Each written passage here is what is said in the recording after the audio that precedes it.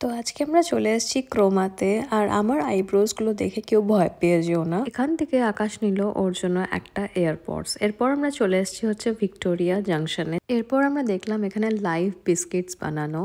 এরপর আমাদের শুরু হলো বিস্কিটস ট্রাই করা। আর আমি এখানে একটা পেস্ট্রিও খেয়েছিলাম। এখানকার পেস্ট্রি বেশ ভালো। তারপর প্রত্যেকটা ফ্লেভারের বিস্কিট আর এখানে হ্যান্ডমেড চকলেটও আছে। তো আমরা অনেক কিছু ট্রাই করেছি আর আমরা অনেক বিস্কিট আর চকলেটও কিন্তু নিয়েছি।